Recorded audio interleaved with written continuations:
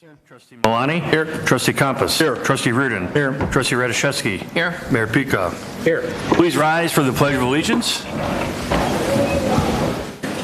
Pledge allegiance To the flag of the United States of America and to the republic for which it stands, one nation, under God, indivisible, with liberty and justice for all.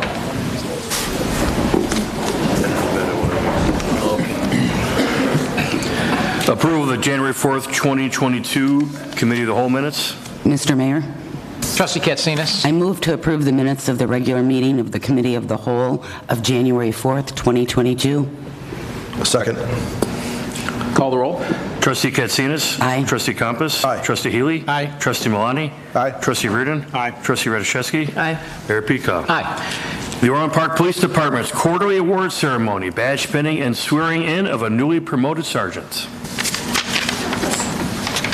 Me to start? So it is my honor to be here tonight. We do this quarterly now, which I think is great, and we do it in front of the board, taped as it should be in front of our residents. I know, as some of you know my history, I know a little bit about going towards enemy fire rather than going away from it, but I can tell you that what I experienced pales in comparison to what our officers face day in and day out. Every single traffic stop can turn bad in a heartbeat. The courage that they display is beyond measure. Later tonight, you're going to hear, in fact, just after this, you're going to hear about the great results that we had last year. That does not happen without the fantastic men and women in this room and the families that support them. So thank you very much. I think I speak for the entire board when I say that I am honored and proud to be your mayor. Thank you. Good evening, ladies and gentlemen. Welcome to Orland Park's quarterly swearing-in, promotional pinning, and award ceremony. I personally want to thank the village manager for allowing us to have this and the village board for approving the ceremony tonight. I'm happy to report that we welcome a new officer to our police family today and promote an outstanding officer to the rank of sergeant. Additionally, tonight you'll hear and learn about some extraordinary acts of heroism, life-saving measures that were performed, and outstanding police work accomplished by the men and women of the Orland Park Police Department. With that, I will now turn the floor over to Dave O'Connor, the chairman of the Board of Police and Fire Commission. For those that may not know, he's a commissioner responsible for the hiring, promoting, and if need be, the disciplining of sworn officer. Through the years, Dave O'Connor has been instrumental in selecting and hiring exceptional officers for this police department. What I feel is one of the best police departments in the state of Illinois. Dave? Thank you, Chief. It is truly a pleasure to be with all of you tonight, and such a momentous occasion as well. I'd like to thank the mayor and the entire village board for allowing us to do the swearing in and to have these honors which are being bestowed upon some extraordinary officers, some of the best in the entire state, and you're going to get to see a little bit of that tonight. With respect to the Fire and Police Commission, it is a three-member board. I have the honor of chairing that board. All three of us, including John and Laura in the back there, as well as Michelle, our recording secretary, make up that particular board. We try to do our best to recruit nothing but the best when it comes to police officers. And I think based upon the extraordinary efforts of our police officers, every single day going out there working on behalf of this community, I think that you would agree that we have an extraordinary department. And with that, I think it's about time that we swear in Sergeant Kerry Kelly Vallon.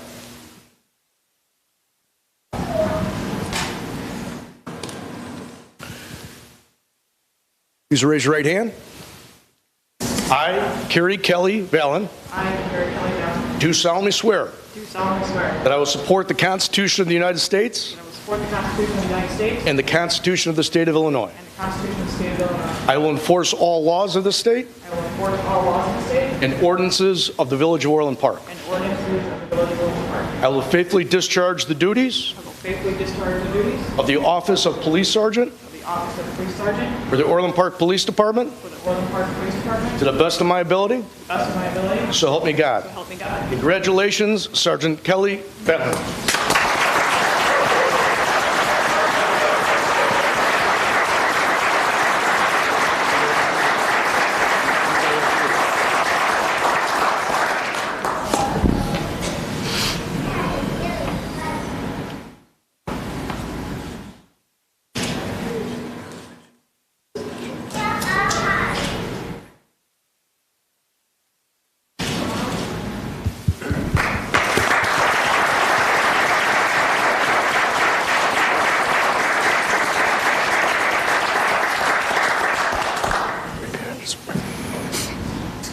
Gary, go ahead and sign those two there.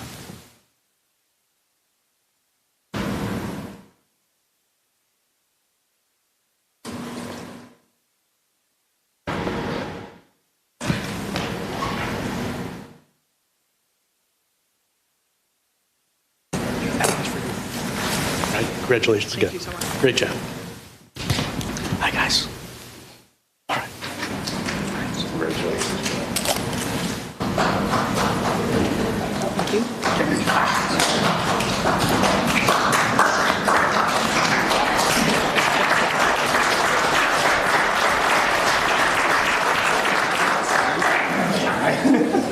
At this time, I would ask Officer Nicholas Ispas to step forward.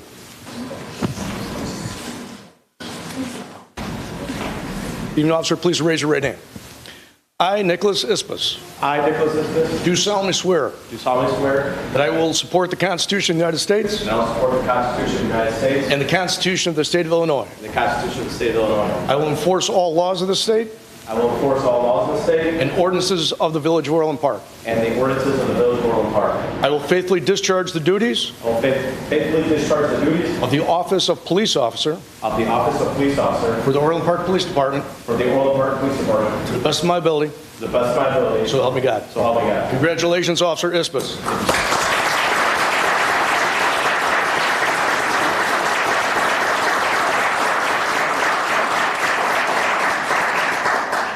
Go ahead and sign.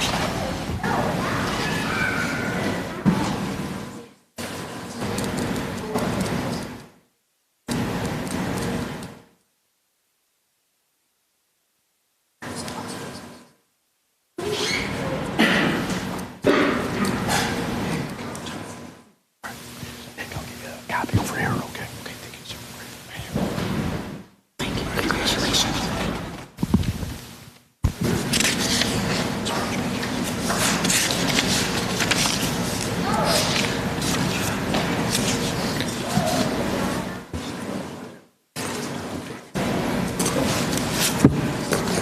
We will begin the award ceremony with a special appreciation award presented to Joseph Ambrosich of R.E. Walsh and Associates.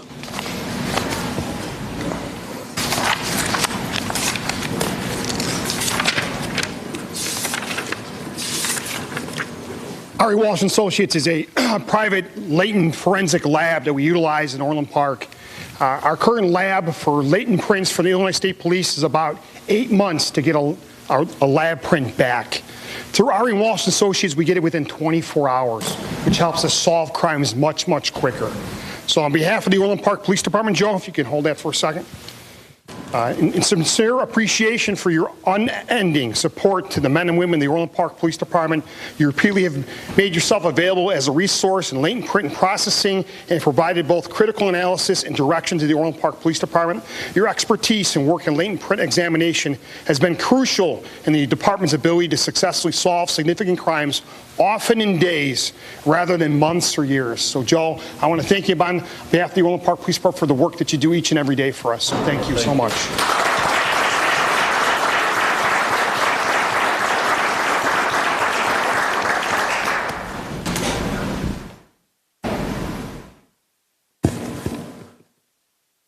The next award tonight is a two-part award, the Unit Citation and Civilian Service Award.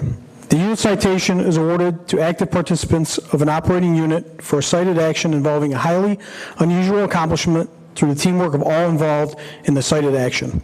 Presented to Officer Michael Benjamin, Officer Zach Gruzius, Officer Nate O'Connor, Officer Kevin Catchings, Officer Jonathan Bazinski, Officer Carla Wilson, Officer Gordon Przlicki, Officer Tyler Lorick, K-9 Officer Joseph Zummerling, K-9 Maverick, and TCO William Mahalik.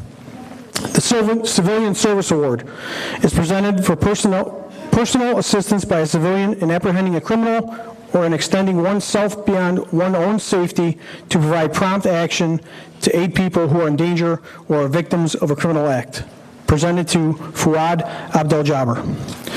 On August 1st, 2021, Orland Park officers attempted to conduct a traffic stop in the area of 151st Street and Orland Brook Drive. The two offenders had fled from the traffic stop and later crashed on Orland Brook Drive. TCO Mahalik quickly put out vital information for officers to set up a perimeter in the area. Prior to crashing, the passenger tossed a Glock handgun with an auto switch attached out the passenger side window. Orland Park resident Fuad Abdel-Jabbar witnessed the incident and stood by the firearm until officers Wilson and Grucius arrived on scene to secure the weapon and the crime scene. Officer Zummerling with K-9 Maverick, Officer O'Connor, Catchings, Przlicki, and Lorick tracked the subject's last whereabouts. Officer Bazinski located the subject and took him into custody.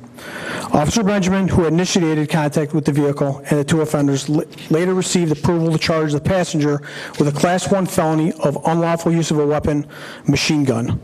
These employees and Fuad are commended for their teamwork and dedication to duty, resulting in the arrest of a felon and removing a firearm from the streets. Congratulations.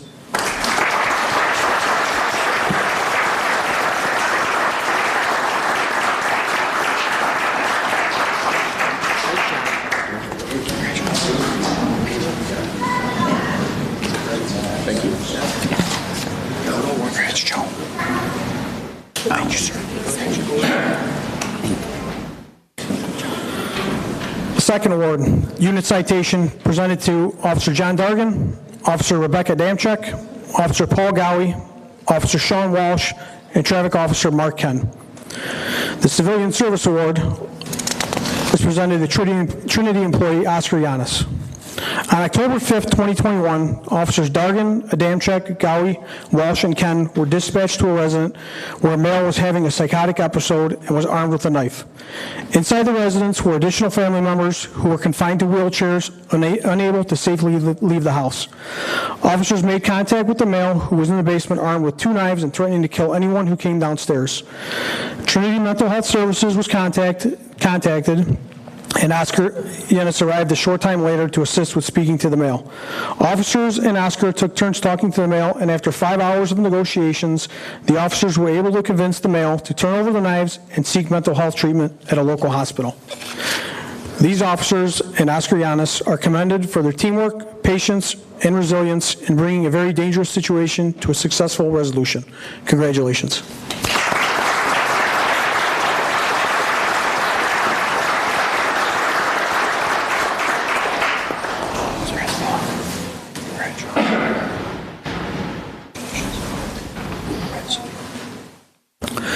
The Exceptional Service Award. The Exceptional Service Award is presented to officers and employees of the department for a highly credible accomplishment, bringing public acclaim to themselves, the department, or the police profession as a result of training, devotion to duty, or service to the public. Presented to Investigator Ron Arendt. On May 5th, 2021, Investigator Arendt received a phone call from a concerned citizen regarding a possible long-term money extortion case of an elderly Orland Park resident. Investigator Arendt learned that the victim had been extorted for approximately $5 million over a span of 5 years. Investigator Arendt meticulously interviewed and tracked dozens of in-person money exchanges between the victim and the suspect over a 5-year span. Investigator Arendt, along with the FBI, conducted an undercover operation to catch the suspect in an act of a money exchange with the victim. The suspect was successfully arrested during the operation. The suspect's charges are currently pending federal indictments. Investigator Arendt's dedication to duty is in keeping with the highest traditions of the law enforcement community, and they are deserving of the Exceptional Service Award. Congratulations.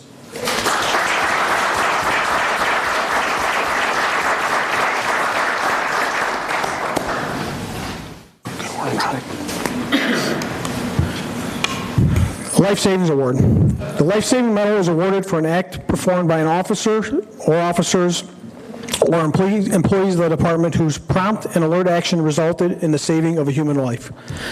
Presented to Officer Gordon Przlikli and Officer Angelo Renardo. On November 26, 2021, Officers Przlikli and Renardo responded to a residence for an unresponsive male who was not breathing. Officer Renardo was the first to arrive on scene and was able to calmly and clearly instruct one of the victim's family members on assisting with CPR so an AED could be deployed. Officer Przlikli arrived on scene and took over conducting CPR. The AED that was applied delivered a shock, and CPR was resumed until paramedics arrived on scene. The victim eventually had a pulse restart and was transported by ambulance to Palos Community Hospital. Officer Renardo and Przlikli's prompt and alert actions resulted in the saving of a human life. This life-saving act brings acclaim to themselves, the department, and the entire police profession. As such, they are awarded the Life Savings Award. Congratulations.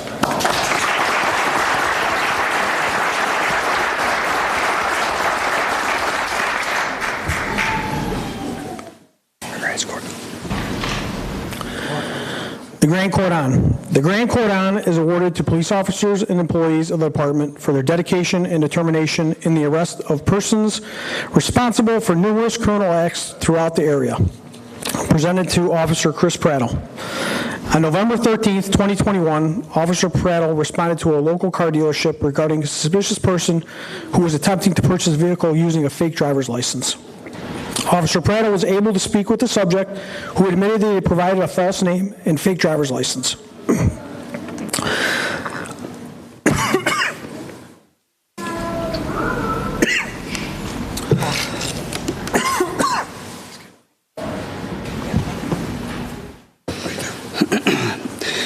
Upon further investigation, Officer Prattle was able to obtain a confession from the subject regarding multiple felony crimes that were committed in the northern suburbs.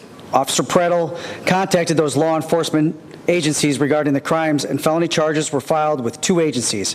Officer Prattle contacted the Cook County State's Attorney's Office regarding the crimes committed in Orland Park, and the suspect was charged with felony identity theft and felony unlawful possession of a fraudulent driver's license. Officer Prattle is awarded the Grand Cordon for his tireless efforts and dedication to duty in identifying and removing from the streets of Orland Park a career criminal. Congratulations.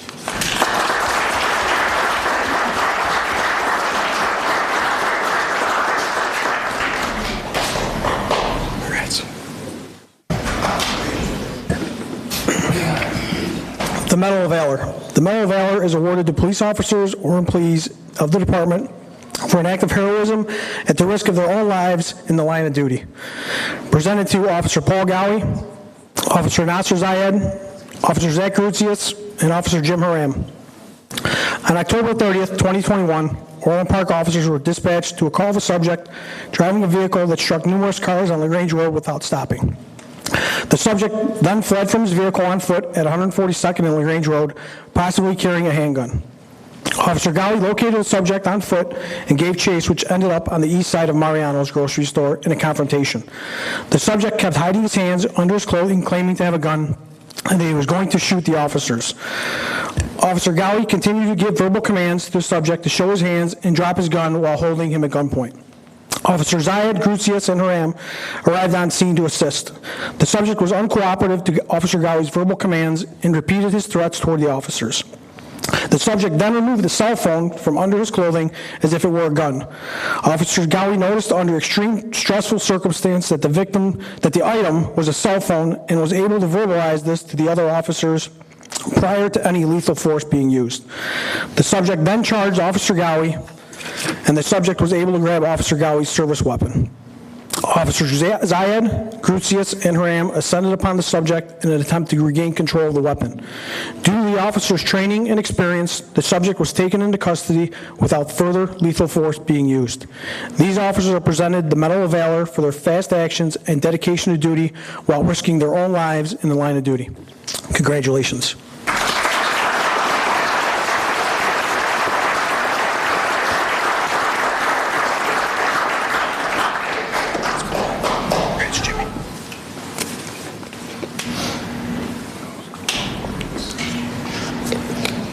Civilian Employee of the Year. The Civilian Employee of the Year Award is presented to those who exemplify the highest degree of dedication and professionalism throughout the year. The Civilian Employee of the Year is Glenn Jelly. Glenn began his Orland Park career in 2015 as a part-time evidence clerk. Throughout his time with the department, Glenn has consistently gone above and beyond in service to the village and is always available for new assignments, both volunteer and in the evidence room. Glenn is eager to take on new challenges no matter the task. Glenn always has a smile on his face and a positive attitude. Glenn has earned the respect and appreciation of his coworkers as he comes in every day in support of the mission and goals of the police department. In addition to his part-time role as evidence clerk, he has volunteered his time for numerous police-related community events, the Special Olympics, and is an active member of the Orland Park Law Enforcement Organization. Glenn Jelly's dedication, work ethic, and professionalism represents the best of the Orland Park Police Department has to offer, and he is deserving of the Civilian Employee of the Year. Congratulations.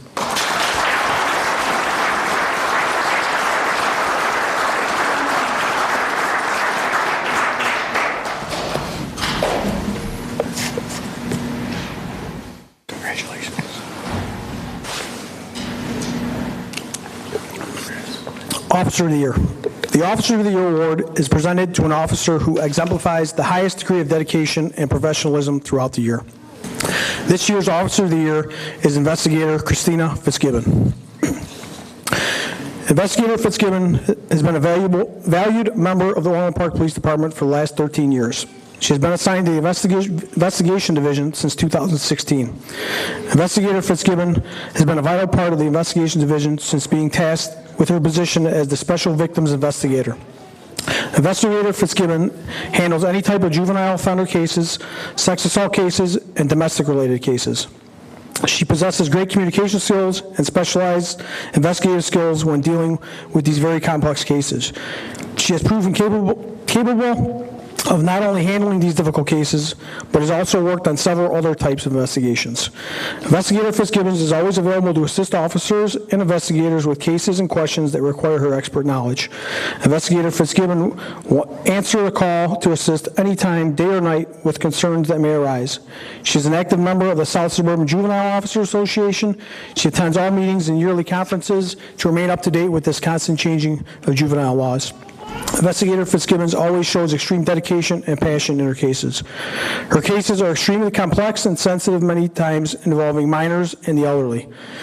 Investigator Fitzgibbons spends countless hours working on these difficult cases. She has cleared several domestic, juvenile, and sexual-related cases throughout the year, which resulted in the arrest of many offenders. Her dedication to these sensitive and difficult cases deserves the utmost recognition.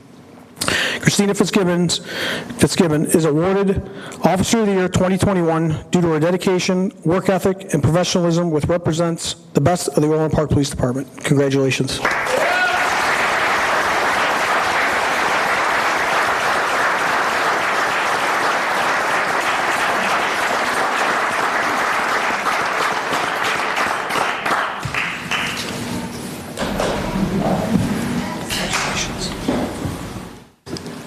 This concludes our award ceremony. Thank you.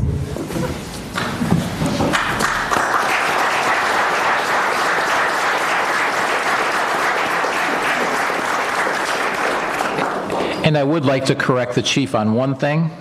This is the best police department in the state, not one of the best. The best.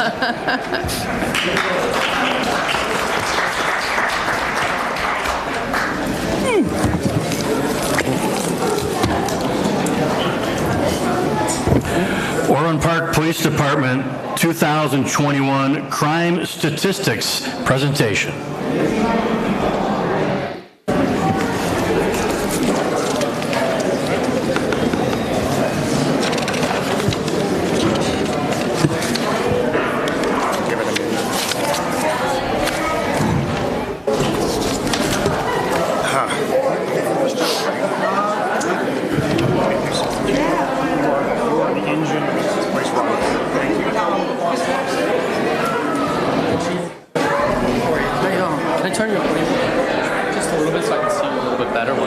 Sure.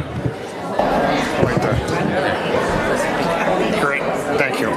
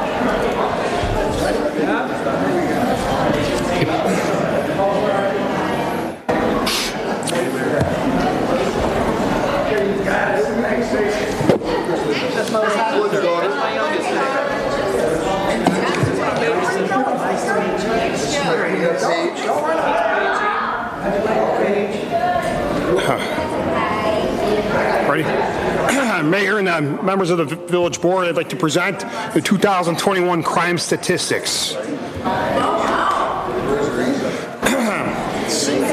These 10 crimes here are what we are based on by the ISP, Illinois State Police, as well as the FBI.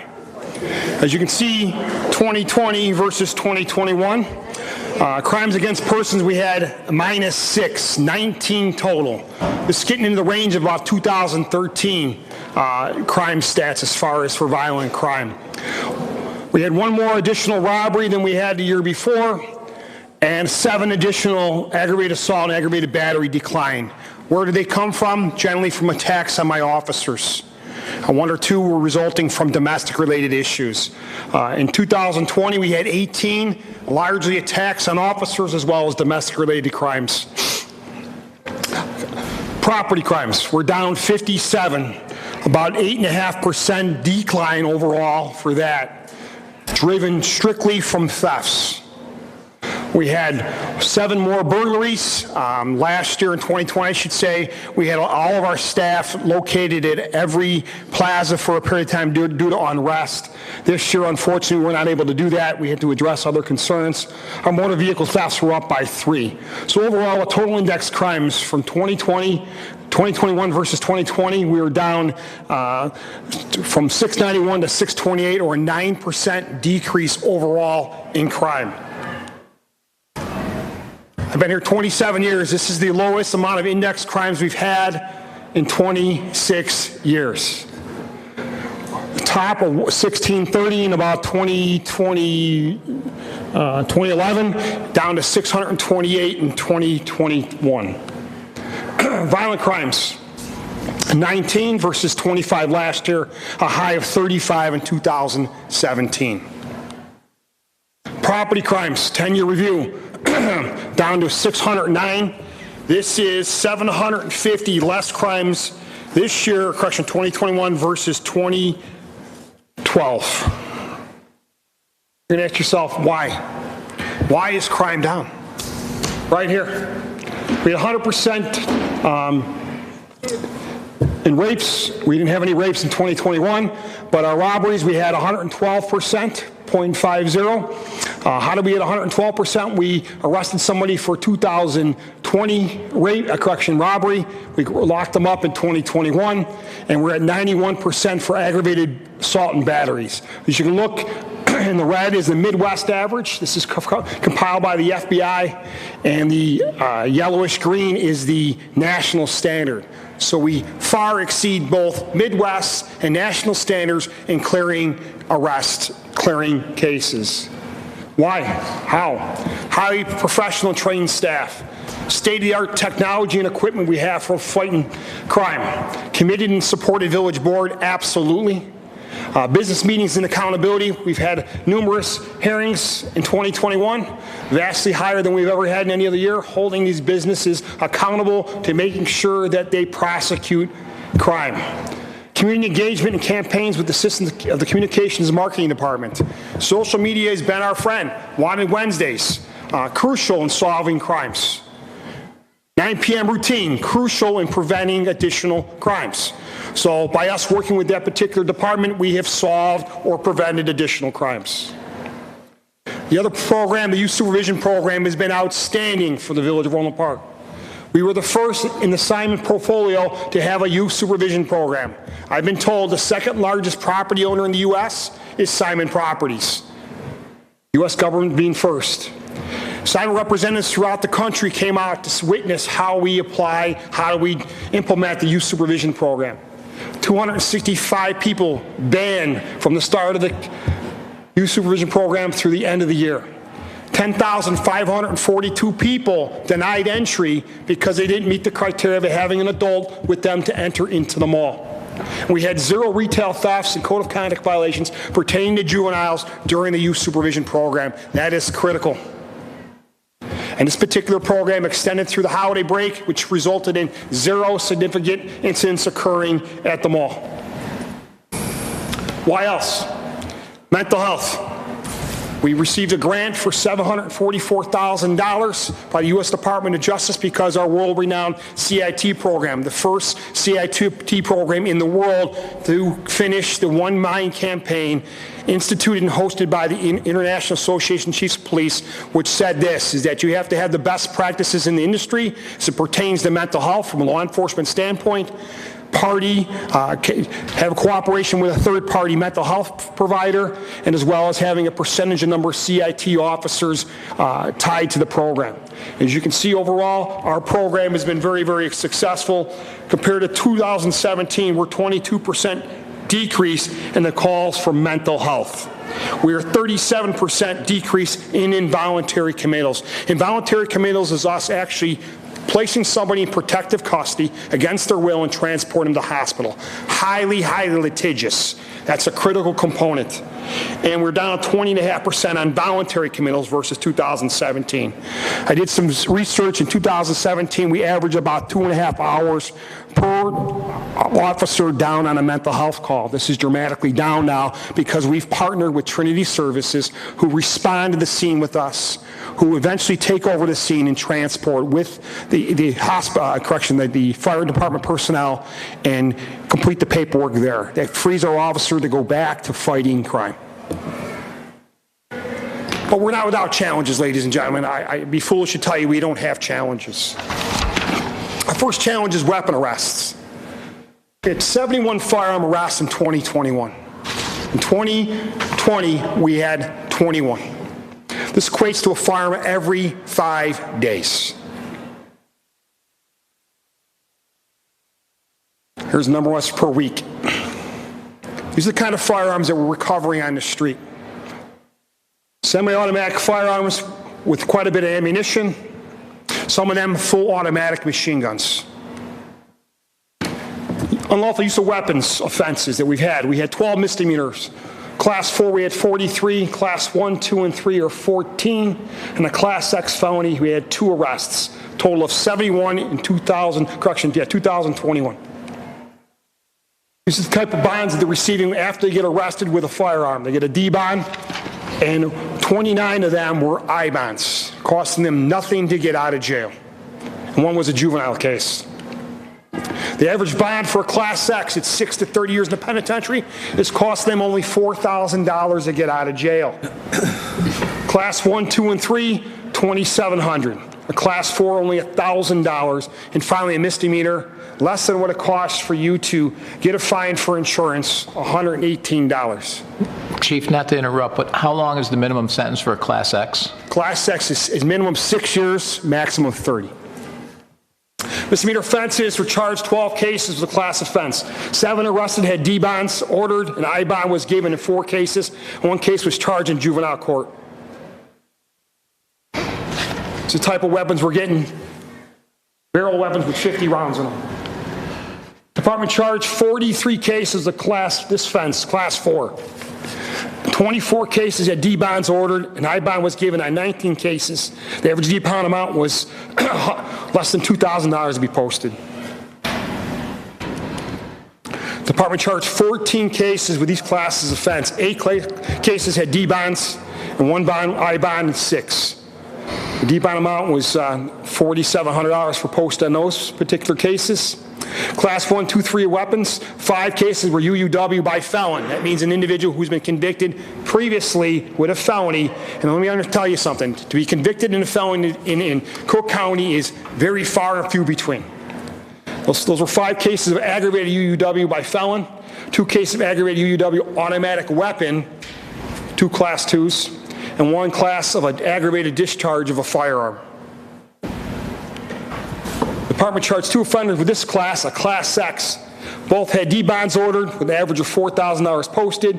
The offenses charged in this case were armed habitual criminal, a minimum of 6 to 30, and armed violence, which was a minimum of 15 to 30 years in the Illinois Department of Corrections. $4,000 to get out of jail. Prior convictions. Orland Park arrested 17 offenders who had a prior arrest or conviction in their background at the time of the arrest. This represents 24% of all gun arrest offenders. 2 of these offenders were the Class X offenses. 8 offenders were on I bond. Correction, are on bond, the Orland Park Police Department for a weapons arrest when they committed a new offense. They're not learning, it's a revolving door. New offenses committed include aggravated UUW, domestic battery, delivery of cannabis, aggravated speeding, and criminal trespass to vehicle. And let me tell you about criminal trespass to vehicle. That's commonly charged for people who possess stolen motor vehicles, a misdemeanor offense. 13 or 18% of the offenders were on bond or felony probation when arrested by Orland Park with a gun. 7 of those offenders were out of custody or bond for or were on probation for a felony aggravated UUW at the time of the arrest. 5 offenders were out on bond for an average bond amount of $250 posted. 2 offenders were on felony probation for aggravated UUW at the time of their arrest. Additionally, note, 1 offender was on juvenile probation for home invasion, which is a Class X felony.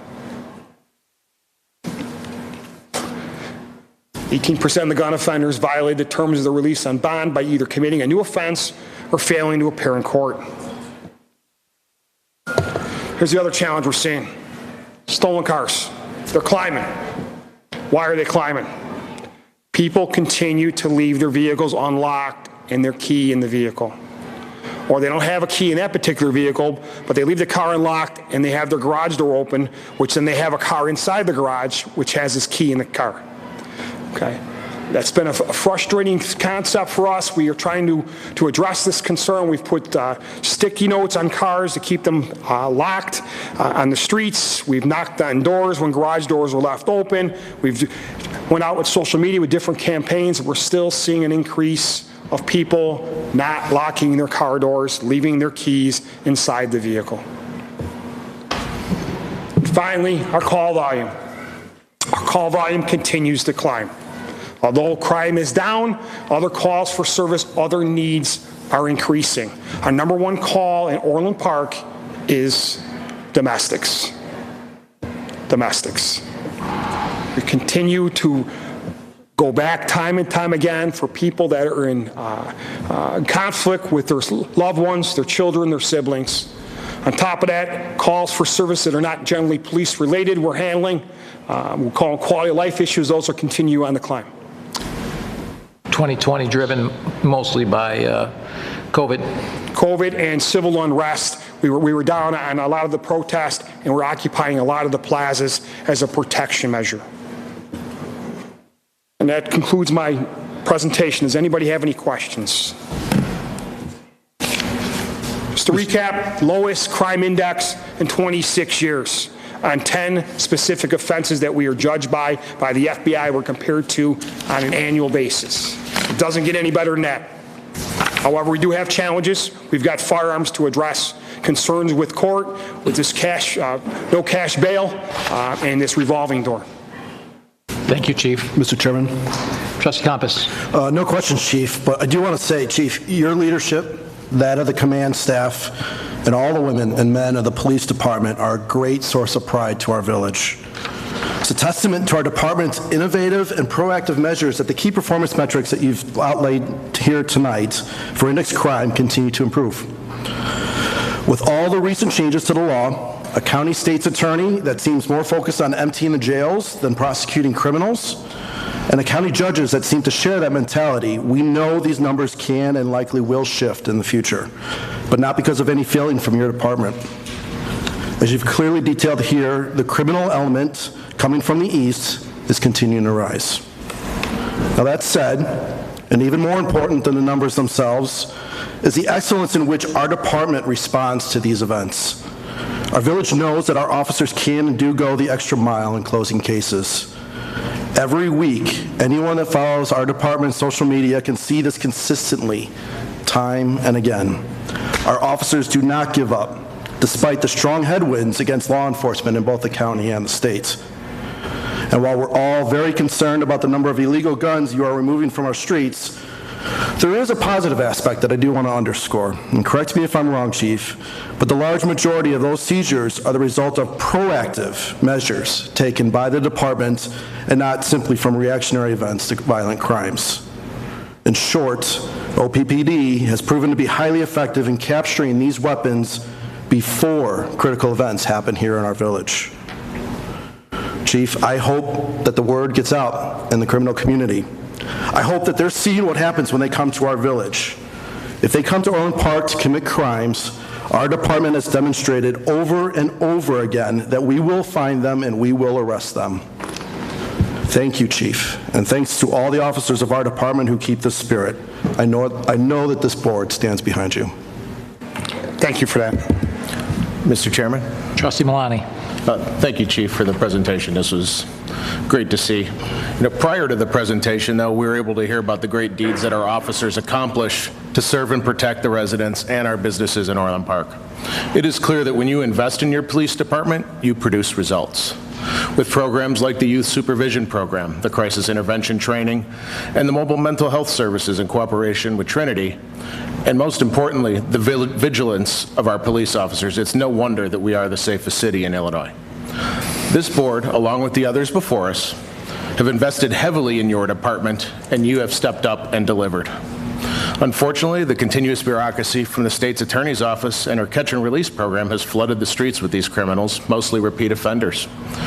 HB 3653 has increased that pressure on our officers.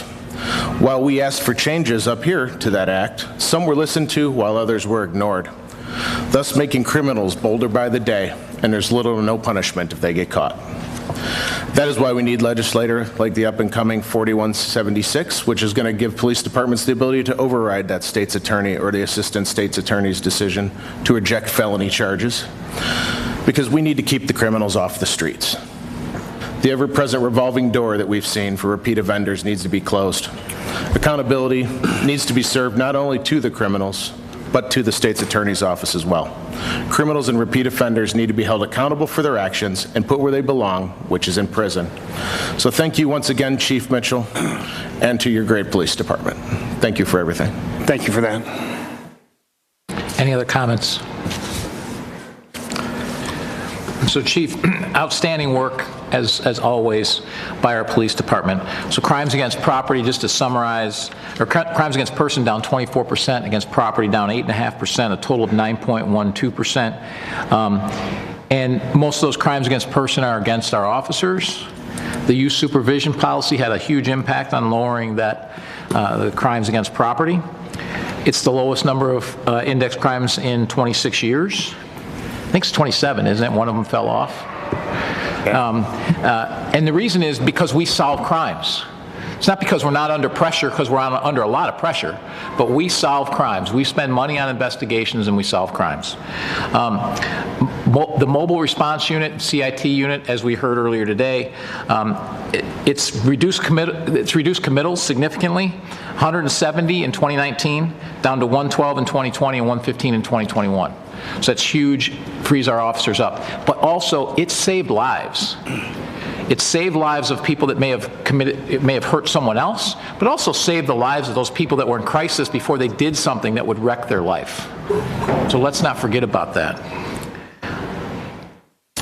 71 firearm arrests in 2021, it's unacceptable, and it's clearly a result of the revolving door that we see from Kim Foxx. 29 of the adults that were arrested, 41% released on recognizance bonds. Most of those for felony, unauthorized use of weapon. It's unimaginable. $4,000 for a Class X felony. That's a minimum 6-year sentence and they're out the door. 17 of these 24%, or 17 of these, 24% were previous offenders. And 8 of them were out on recognizance bonds again. This has got to stop. Anyone who's watching this has got to stop. And keep in mind, no cash bail is coming. It's coming to the entire state of Illinois. All of these recognizance bonds, the entire state. That's going to be the norm all the time. It's going to be a huge exception to see people locked up and kept behind bars. That's coming in 2023. It's not a surprise that it was put in after the election, and that's when it goes into effect, because no one wanted to see what was going to do this year, because we know what's going to happen. So we're going to be under siege. The residents and businesses of Orland Park should be as thankful as I am for having the best police department in the state and I believe you're a model for the rest of the country to follow. Thank you very much, Chief. Thank you so much. Debt service program, update on debt program and 2022 Go Bonds for Capital. Can we push this to, I'll entertain a motion to, well, actually, we don't even need a motion. This is, we're not voting on anything. Can we push this to the next board meeting in the interest of time? Because we have our financial advisor here. Okay. All right, great. Real quick. Okay, that'd be great. And the financial advisor, EMA Financial.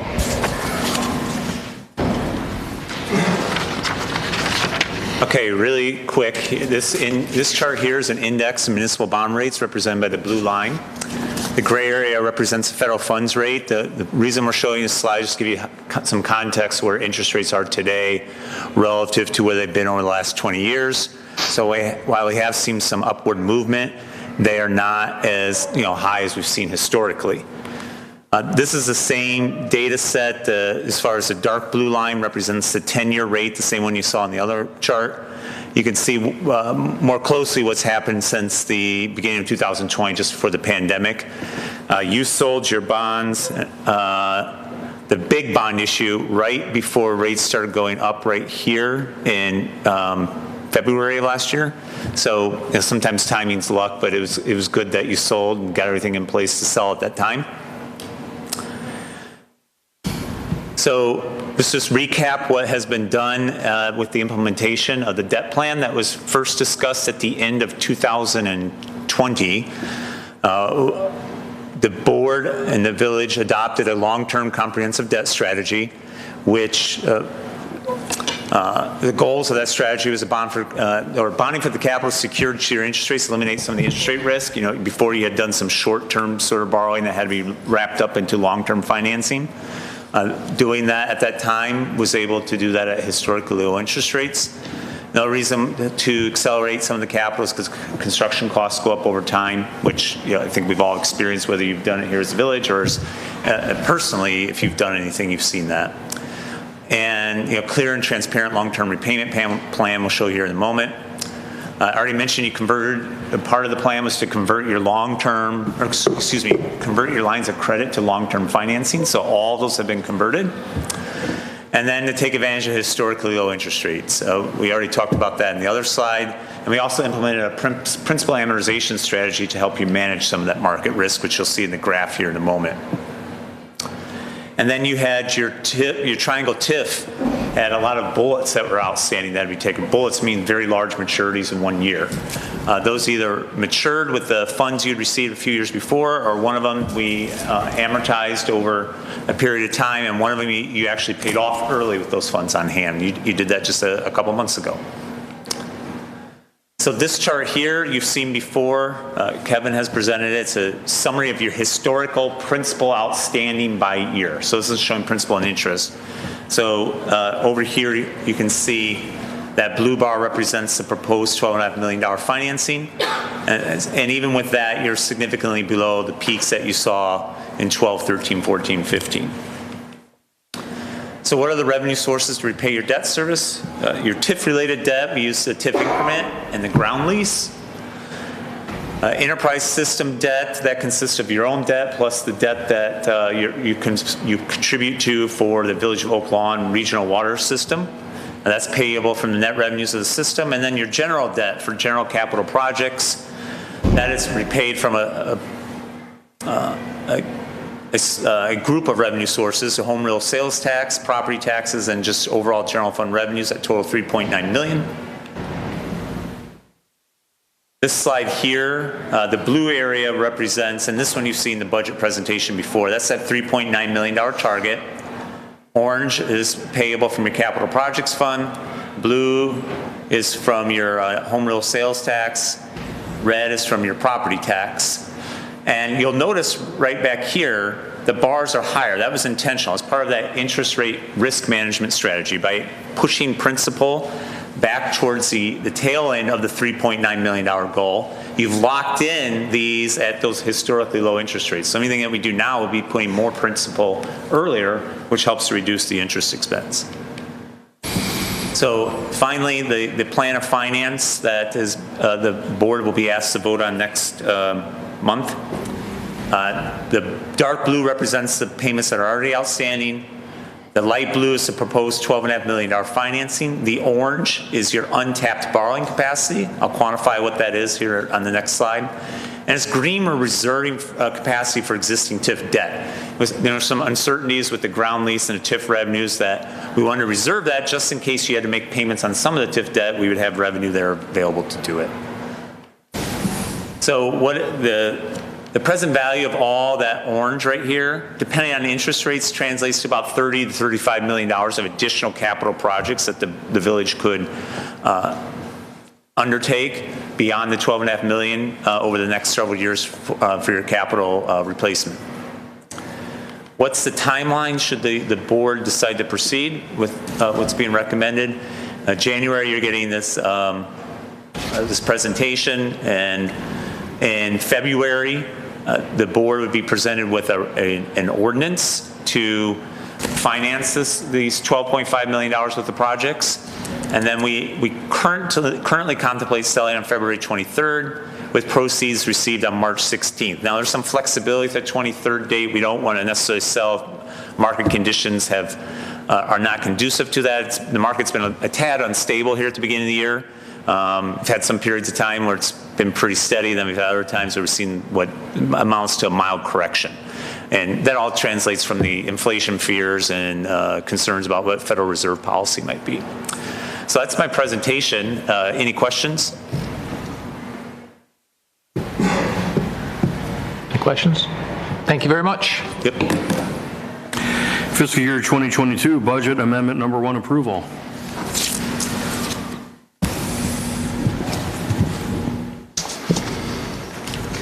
Mr. Chairman, Trustee Compass. I move to recommend approval of an increase in the general fund expenditure budget in the amounts of $10,200, an increase of $20,550 in the general fund revenue budget, and an increase of $76,176 in the capital projects fund as detailed on the fiscal year 2022 amendment number 1. Second. Any questions or comments? So just so everyone knows, this is primarily driven by just some restructuring of our police staff at the request of the police chief, which he thinks will better service the village. So we restructured some part-times into a full-time position, and we're looking forward to seeing that happen. Any other questions? Call the roll. Trustee Compass. Aye. Trustee Rashevsky. Aye. Trustee Healy. Aye. Trustee Katsinas. Aye. Trustee Malani. Aye. Trustee Reardon. Aye. Mayor Peacock. Aye. Rock salt purchase proposal. Mr. Chairman, Trustee Malani. move to recommend to the village board approve the State of Illinois rock salt joint purchasing contract 22-416 CMS-BOSS4-P-30920 with Compass Minerals America Incorporated of Overland Park, Kansas for an amount not to exceed $373,000. Second. Any questions or comments? Mr. Chairman, Trustee Healy. I just want to make a comment to George and Joel that because of the size, looking at the prices of what you guys are paying, what everyone else in the suburbs is paying, I asked a client of mine who deals in buying a lot of rock salt and all that for his company. He says that you guys are paying $30 beneath what he's paying. So I was happy to hear that. So it was. So I think that's great work. Thank you. Thank you. Any other comments? Call the roll. Trustee Malani. Aye. Trustee Katsinas. Aye. Trustee Healy. Aye. Trustee Compass. Aye. Trustee Reardon. Aye. Trustee Rashevsky. Aye. Mayor Peacock. Aye. Any unscheduled citizens? I'll entertain a motion to adjourn. So moved. Second. Call the roll. Trustee Compass. Aye. Trustee Malani. Aye. Trustee Healy. Aye. Trustee Katsinas. Aye. Trustee Reardon. Aye. Trustee Rashevsky. Aye. Mayor Peacock. Aye. We will reconvene at 7:10. That work? Okay, great. See you then.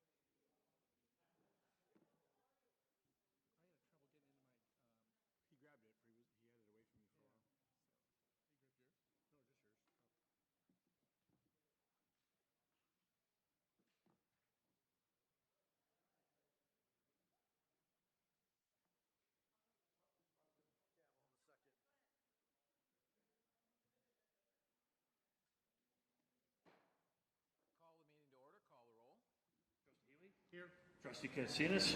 Here. Trustee Malani. Here. Trustee Reardon. Here. Trustee Radiszewski. Mayor Peacock. Here. And Trustee Compass. Trustee Compass is here. Please rise for the Pledge of Allegiance. I pledge allegiance to the flag of the United States of America and to the republic for which it stands, one nation, under God, indivisible, with liberty and justice for all. Chief's about to jump out of his shoes with those girls in the lobby. Approval of the January 4th, 2022 regular meeting minutes. Mr. Mayor. Trustee Radiszewski. I move to approve the minutes of the Board of Trustees meeting of January 4th, 2022. Second. Call the roll. Trustee Radiszewski. Aye. Trustee Compass. Aye. Trustee Healy. Aye. Trustee Katsinas. Aye. Trustee Malani. Aye. Trustee Reardon. Aye. Mayor Peacock. Aye. Proclamation declaring Healthcare Heroes Week. So this proclamation declares this Healthcare Heroes Week. And before I read it, the reason for this is that if we look back to the beginning of this pandemic, March, April, May of 2020, everybody was supporting all of our healthcare workers, knowing the stress and everything else that they were under. I believe there's a little bit of that that's been forgotten. And they are under similar stress now. They've lost a lot of people who are close to retirement said, I've had enough, and they've got out of this. Others have decided to go on to other careers that aren't as stressful. Additionally, because of the CDC rules and exposure information and all of that, where they have to be out for a certain period of time, they are stricken just like the rest of society with a lot of people who are ill at one time. And that really puts them shorthanded and really stresses them out. So this is being done because we want to remember that, we talk about our police all the time, and rightfully so. We talk about our fire all the time, and rightfully so. But let's not forget, these folks have been on the front line from the beginning, before there were vaccines, when we had no idea what this was. They were treating people. And for all they knew, this was, you're going to have a massive fatality rate. They didn't know that at the time. They still stayed in their jobs and treated people. So let's not forget that. So I'm going to read the proclamation. Whereas the Village of Orland Park, like other communities across this great nation, has dealt with and continues to endure the impact of COVID-19, and whereas those who have chosen the healthcare profession as their calling serve their communities with a reverence for human life and individual dignity, whereas healthcare workers, including all levels of staffing at each hospital, every healthcare center, and every emergency medical response team in our community have proven during the COVID-19 health pandemic to be more than just essential workers, but frontline heroes for all of Illinois. And whereas the sick of the community, whether afflicted with the novel coronavirus or suffering with another illness, are treated and tended to by devoted healthcare workers who surround and support our sick loved ones when family is not allowed by their loved one's bedside. And whereas the responsibility, dedication, and fortitude of those devoted individuals to continue administering services in the face of danger and uncertainty serves as an absolute inspiration to us all. And whereas the commitment of such heroes shines brightly, even as dark days have been seen, and whereas residents of Orland Park are privileged to witness and hear of tireless, collaborative caretaking efforts, which truly embody the definition of servant leadership, and whereas the pledge healthcare officials have taken to provide quality care and ensure patient safety is and always has been critical to the welfare of our entire village, and whereas the appreciation for healthcare workers during this time simply cannot be overstated. Now, therefore, I, Keith Peacock, Mayor of Village of Orland Park, Cook and Will Counties, Illinois, do hereby proclaim the week of January 17, 2022, through January 23, 2022, as Healthcare Heroes Week in the Village of Orland Park, and encourage all residents of Orland Park to acknowledge our healthcare workers for their devotion to the health and well-being of our citizens. And one thing that you can all do is you can go to either Silver Cross or Northwestern Payless Community Hospital. On their websites, they do have places where you can donate. You can donate to them so that they can buy lunches and dinners for all of those staff that are working those long hours. So that would be greatly appreciated. So thank you very much. Community Pride Award, Orland Park Pioneers, Junior Varsity Cheerleaders. So you can go ahead and bring them in, and I'll wait till they're in before I speak. Might have no choice.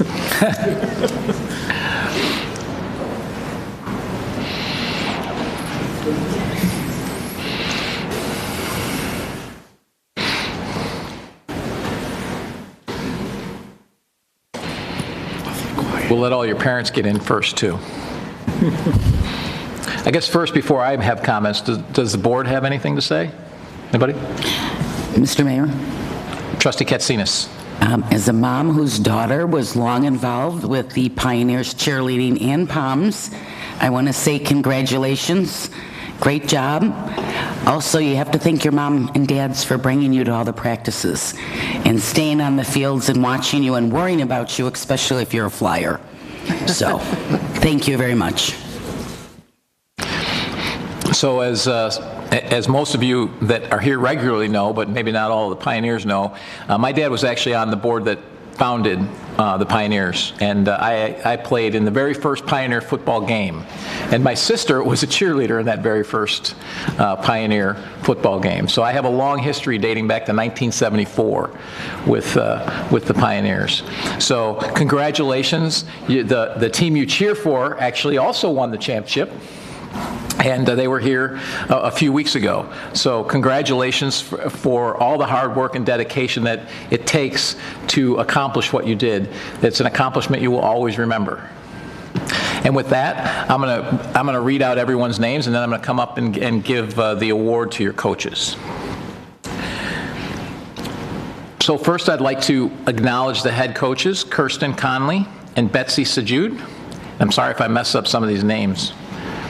The junior coaches, Anna Sinise, Sarah Sinise, Reese Rodriguez, Carrington Landers, Nicolette Hurley, and the team itself, Taylor Ruiz, Haley McDonald, Avery Nugent, Layla Jeffries, Madeline Merbali, Jordan Shama, Janelle Wacone, Jewel Wacone, Erica Gonsowski, Maeve O'Connor, Claudia Willis, Alyssa Abed, Isabella Enriquez, Fiona Sajud, all these easy names, Summer Val, Anna Wolochik, Sophia Gassior, and Kiera Ulachik.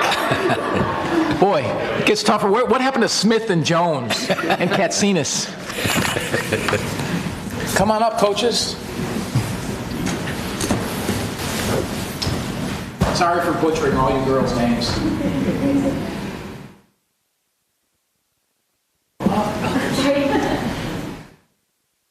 So we want to present you with the Community Pride Award, and all of you girls have certificates as well. So we'll be giving, your coaches will get that, and they'll give that to you. So congratulations for a job well done. I know how much hard work it takes to get this done, and your accomplishment. You will remember this the rest of your lives. Truly, you will.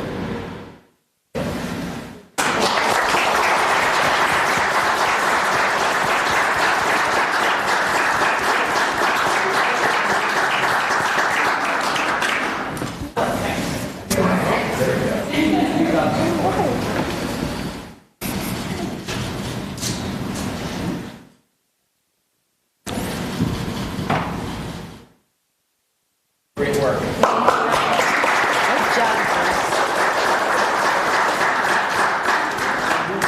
We're going to start with the P. Congrats, girls. Congrats. Congrats. Good work. Thank you. Sure. Congratulations. Congratulations.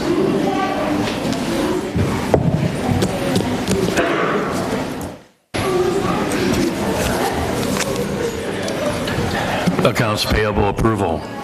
Those things are more fun than accounts payable. But go ahead, Bill. Trustee Healy. Is this a debate or? The accounts payable, I move to approve the accounts payable from January 5th, 2022 through January 17th, 2022 in the amount of $1,206,223.33. Second. That was a tongue twister. Call the roll. Trustee Healy. Aye. Trustee Reardon. Aye. Trustee Katsinas. Aye. Trustee Malani. Aye. Trustee Compass. Aye. Trustee Radiszewski. Aye. Mayor Pico. Aye. Consent agenda. So we're going to get to hear Bill say 2022 all year long. Consent agenda. Item A, payroll approval. Item B, elevated tanks number 10 and number 8 rehabilitation engineering proposal. Item C, Humphrey Woods restoration project. Item D, Office of Janitorial Supply Purchases, Suburban Purchasing Co-op. Item E, amend Title 7, Chapter 4, number of Class A liquor licenses ordinance. Item F, summer 2022 program list approval. Item G, fiscal year 2022 budget amendment number 1 approval. Mr. Chairman. Trustee Malani. Move to approve items A through G of the consent agenda. Second. Call the roll. Trustee Malani. Aye. Trustee Compass. Aye. Trustee Healy. Aye. Trustee Katsinas. Aye. Trustee Reardon. Aye. Trustee Radiszewski. Aye. Mayor Pika. Aye.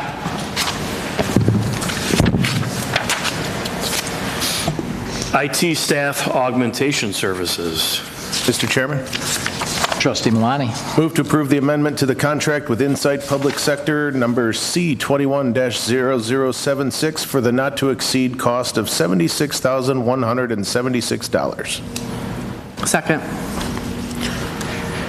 Any questions or comments? Mr. Chairman. Trustee Malani.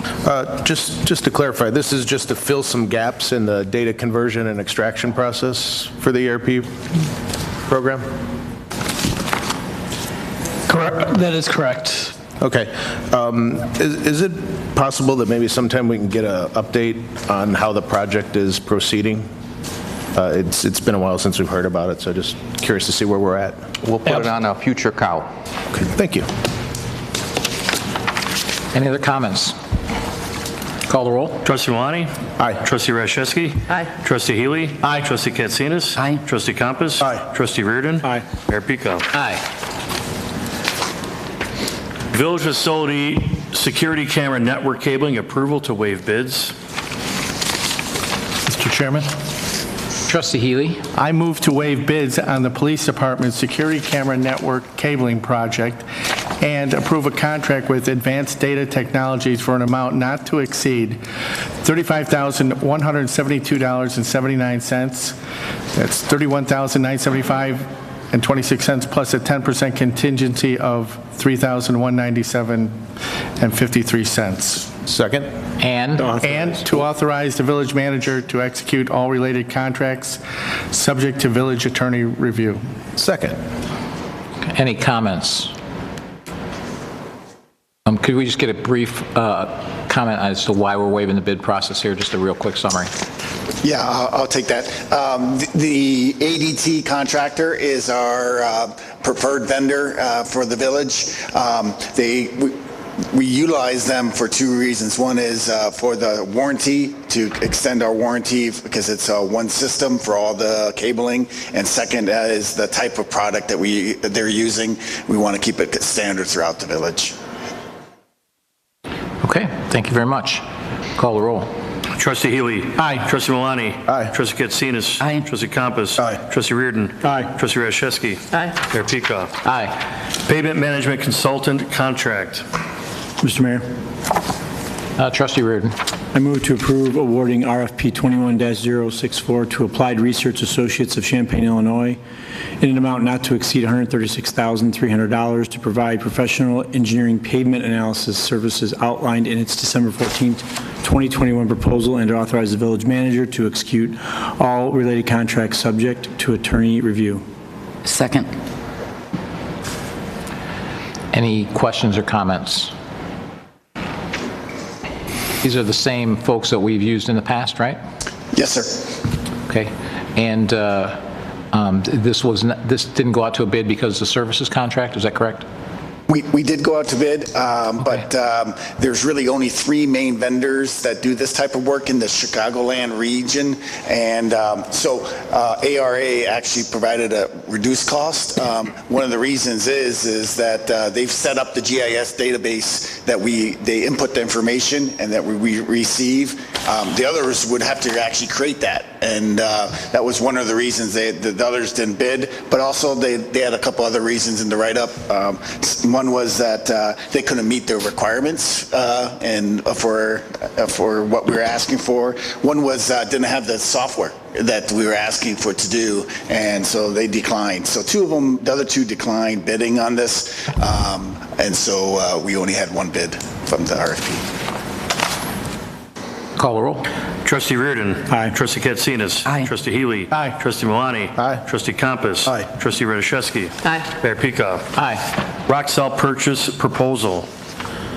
Mr. Chairman. Trustee Malani. Move to approve the State of Illinois Rock Salt Joint Purchasing Contract 22-416 CMS BOSS 4-P-30920 with Compass Minerals America of Overland Park, Kansas for an amount not to exceed $373,000 and authorize the village manager to execute all related contracts subject to a village attorney review. Second. Call the roll. Trustee Malani. Aye. Trustee Compass. Aye. Trustee Healy. Aye. Trustee Katsinas. Aye. Trustee Reardon. Aye. Trustee Radiszewski. Aye. Mayor Peacock. Aye. Architectural engineering services for demolition and rehabilitation of historic structures at Glen B. Boley Farm, John Humphrey House, and Stellwagen Family Farm, RFP 21-059 award. Mr. Chairman.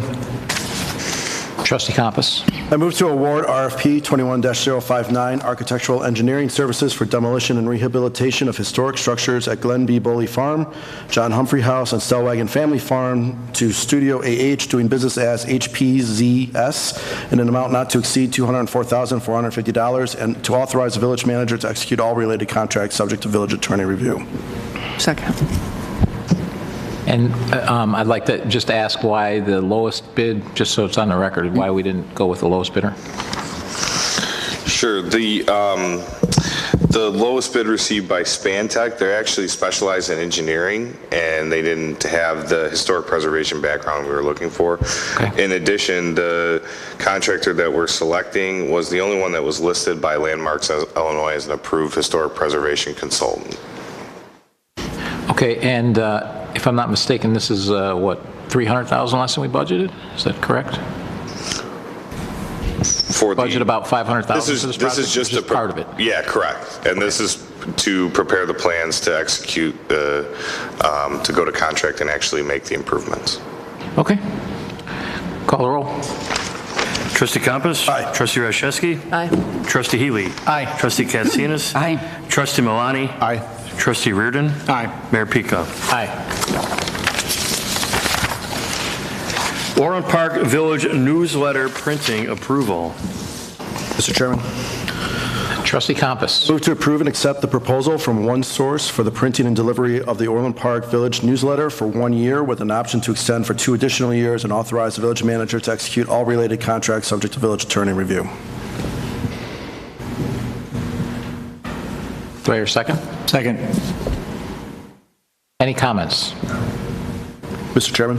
Trustee Compass. I've said this, I think, in previous meetings, but I'm excited to see a newsletter come back. As much as we all love our technology and live in social media world, we do know that there's still a significant amount of our population that don't necessarily follow the socials and the rest, and I think this is a great way to get that information out to them. So thank you, Nabiha, for putting this together.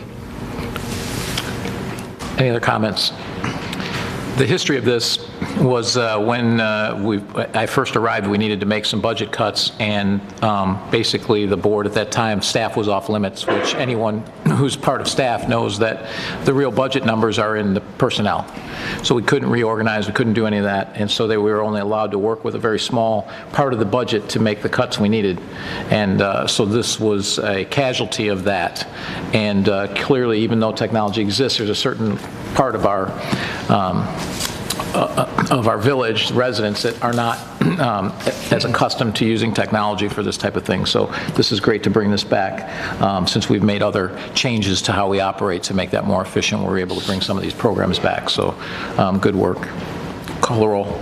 Trustee Compass. Aye. Trustee Reardon. Aye. Trustee Healy. Aye. Trustee Katsinas. Aye. Trustee Malani. Aye. Trustee Radiszewski. Aye. Mayor Peacock. Aye. Any non-scheduled citizens or visitors? Seeing none. Board comments. Trustee Katsinas. Thank you. I would encourage people to take a look at the committee of the whole meeting that starts at 6 o'clock. We had our police awards and some very, very interesting crime stats that show how well our police department is doing on combating crime and preventing crime. So strongly encourage you to look at the committee of the whole meeting from this evening at 6. Thank you. Trustee Malani. Just really quick, I think tonight we had an evening of heroes. We celebrated the great feats that our police officers go through on a day-to-day basis to keep us safe. We're also declaring our healthcare heroes and keeping them in our minds and our hearts.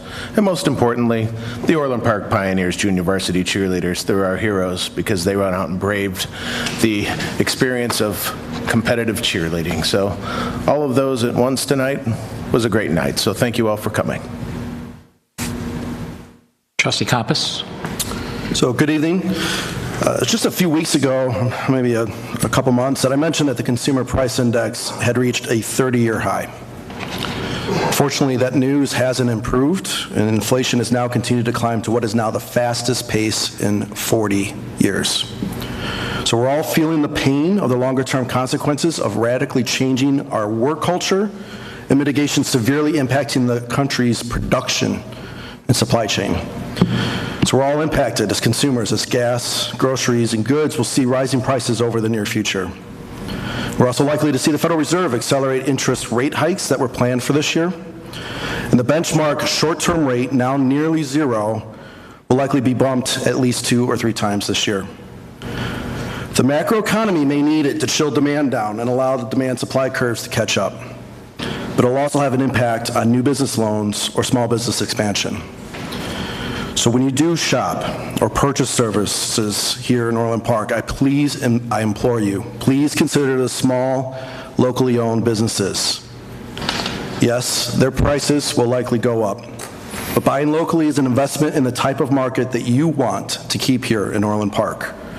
Nothing personally against the big box stores and service providers, but we also know that they can weather economic shifts much better than the small businesses can. This is likely going to be a tough period for the small to medium business owners, especially with being in a typically quieter first quarter. Consider them first if you can. And if we aren't all careful, we may look up from our next online order to discover all those boutiques are gone. So let's rally behind these businesses, not just for them, but for the vibrancy of our community. Thank you. Trustee Radiszewski. I also want to thank the Orland Park Police Department Chief. Thank you very much, and definitely go back and look at that presentation that he gave. It was very informative. Congratulations to all of those award recipients, and congratulations to the pioneers for their Community Pride Award. And I definitely think that all of the healthcare workers should be celebrated for what they're doing in this ongoing pandemic and how much sacrifice that they make and what they do to provide us with the healthcare that we need. And I also wanted to take a moment to recognize that today is Martin Luther King Jr. Day. He dedicated his life to the nonviolent struggle for civil rights in the United States. Leading the American Civil Rights Movement, Dr. King became one of the most influential people in history. Through his lifetime of work, he opened the doors to progress against racial inequality in the United States. He should be honored. He should be recognized. His efforts, along with countless others, helped propel change in our country to provide equal rights to all citizens, regardless of race, color, gender, religion, or national origin. If not for him and the countless others, where will we be? Dr. King reminded us that life's most persistent and urgent question is, what are you doing for others? So I think it's just a good day just to recognize what other people have done, the sacrifices that they make. They stand up for what they believe in. They fight for other people. And we all can make a difference by standing up for ourselves and for other people. So what can you do to help somebody else? Thank you, Dr. King.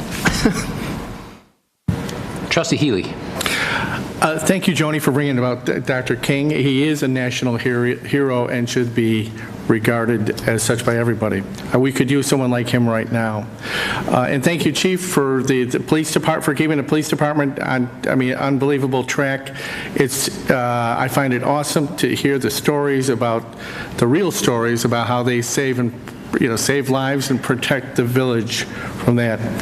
When I was reading over the weekend, I wanted to talk about a situation, and then I opened up a website called Wire Points, and they had exactly what I wanted to say. So some of my comments might be taken directly from their thing, but I hope they don't mind.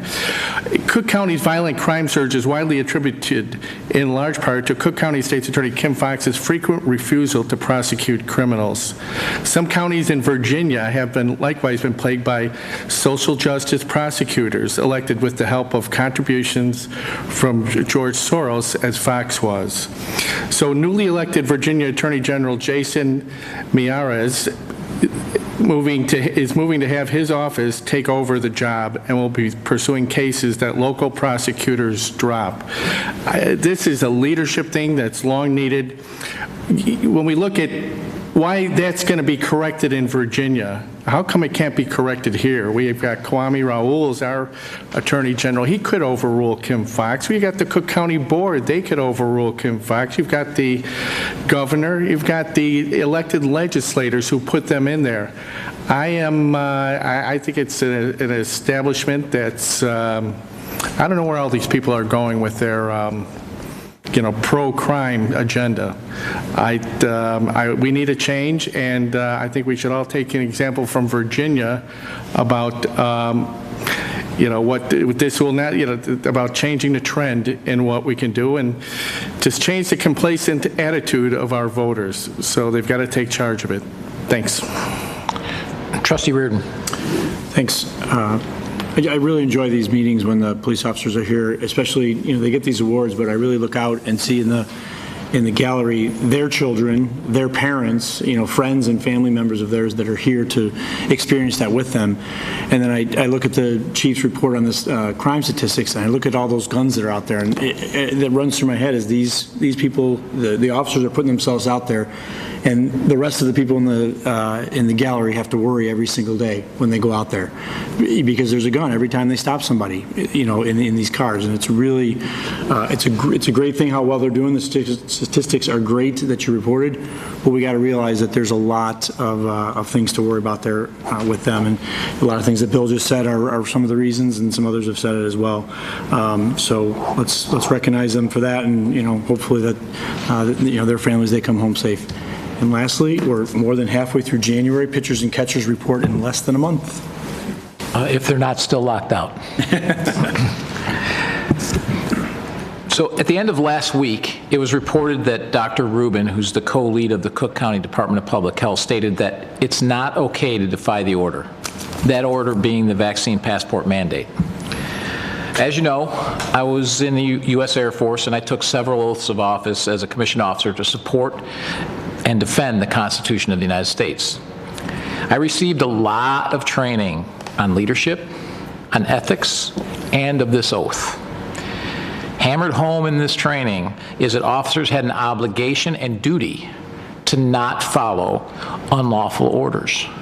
In fact, we would be held culpable if we followed an unlawful order. Is that not correct, Joel? This board does not have that training, but stood up and did not enforce mandates that we felt were unlawful and not in line with our oaths of office. In fact, several of these mandates we refused to enforce were found to be in violation of the Constitution just last week. Mandates from individual executives and administrative bodies are not laws. There's a process for passing laws, and these processes have been wholly ignored by the state and the county, but not by Orland Park, and I'm proud of the board for that. Dr. Rubin went on to say that in those communities and in any other, we will be investigating or referring for investigation every credible complaint we receive to the state's attorney's office. They're the ones that, under the appropriate authority, can issue fines. So let me get this straight.